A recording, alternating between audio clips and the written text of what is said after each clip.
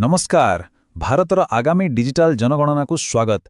एथर किंतु गोटे बड़ एवं सुविधाजनक परिवर्तन करा जायछि। आपण माने एबे निज घरे बसी ऑनलाइन माध्यम रे निजे निजर गणना करि परिबे। तेबे आसंतु जानिबा एही पूरा प्रक्रियाटी केमिति काम करे। अच्छा तेबे एई पूरा प्रक्रिया को ना मोटामोटी 6टी सहज भागरे बांटी दिया जायछि। आमे पंजीकरणरू आरंभ करी घरर विवरणी देबा आउ शेषरे फॉर्म दाखल करिवा पर्यंत सबु किछि गोटिए परे गोटिए देखिबा। चालंतु आरंभ करिबा आमर प्रथम पदक्षेपरू। आउ सबुठु गुरुत्वपूर्ण काम हेउछि ऑफिशियल जनगणना पोर्टल रे निजकु पंजीकृत करिबा। देखिबा एहाकु केमिति करा जाइबो।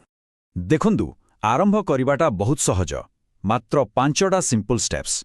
वेबसाइट खोलिबाठु आरंभ करी निज मोबाइल नंबर को एक ओटीपी द्वारा जांच करिबा पर्यंत सबु किछि एथिरे अछि। हाँ, एठी गोटे कथा उपरे विशेष ध्यान देबाकू पड़िबो। परिवारर मुख्यंक नाम देला बेले बनान को 2 थर जांच करि नियंतु, कारण थरे एहा रेजिस्टर होइगले एहाकू आउ बदले हेबनी। ठीक अछि, रेजिस्ट्रेशन तो होइगला। एबे आसीबा परवर्ती पर्याय को।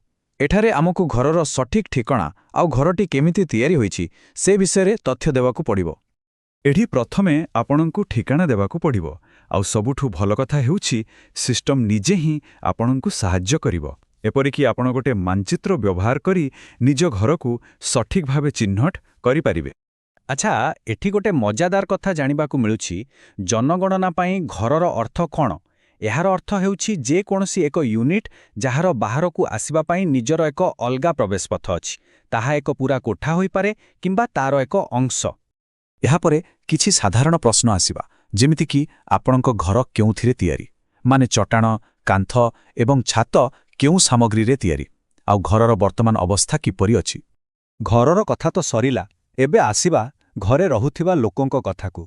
अर्थात एही पर्याୟରେ आमको परिवारर सदस्यमानक विषय सूचना देबाकू हेबो। हेले सबुठु बड़ प्रश्न हेउछि आमे गणिबा काहाकू?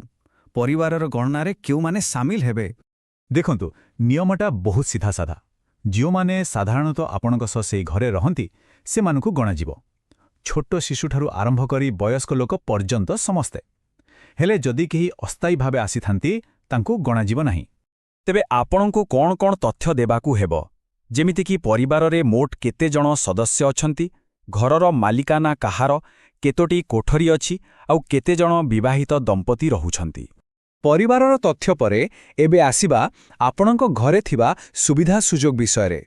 एथिरे पानी, बिजुली एवं परिमल भली जरूरी सेवागुड़िक सामिल।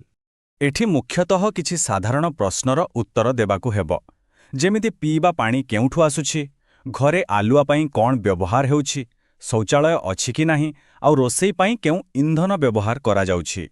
मौलिक सुविधा परे एबे आसीबा आपणक घरे थिबा किछि जिनिसपत्र बा संपत्ति विषयरे। एहा एक प्रकारर चेकलिस्ट।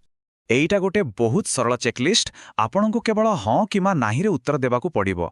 जेमिति घरे रेडियो, टीवी, इंटरनेट किमा कोनोसी गाड़ी अछि कि नाही, आउ शेषरे परिवारर मुख्य खाद्यशस्य कोन ताहा मध्य जणिबाकू हेबो।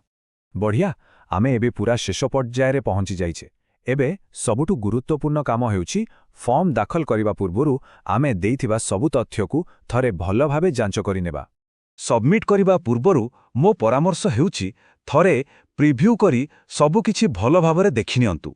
जदि किछि भूल लागे ताकू सांगे सांगे सुधारी दियंतु, आउ सबु ठीक थिले शेषरे कन्फर्म करी दाखल करंतु। आउ जेमिति ही आपण सबु किछि निश्चित करी सबमिट करिवे, बास आपणक काम सफल। आपणक फॉर्म सफलतार सहित दाखल होई जिवो। एहा परे सिस्टम आपणकू गोटे बहुत गुरुत्वपूर्ण जिनिस देबो। ता हेउछि आपणकर स्व गणना स्वीकृति आईडी बा एससी आईडी। एही एससी आईडी को बहुत सुरक्षित भावे रखिबे, काईकि ना जेतेबेले जनगणना अधिकारी आपणक घरकू आसीबे आपणकू एही आईडी देखाइबाकू पड़िबो। एहा द्वारा जांच प्रक्रिया बहुत शीघ्र होई जिवो। तेबे एहा थिला पूरा प्रक्रिया। देखिले तो केते सहज। एही पदक्षेपगुड़िकू पालन करी आपण केवल एक फॉर्म पूरण करूनाहांती, बरं आम देशर भविष्यत पई एक गुरुत्वपूर्ण तथ्य जोगाइबारे साहाय्य करूछंती। तेबे आपण गणनारे सामिल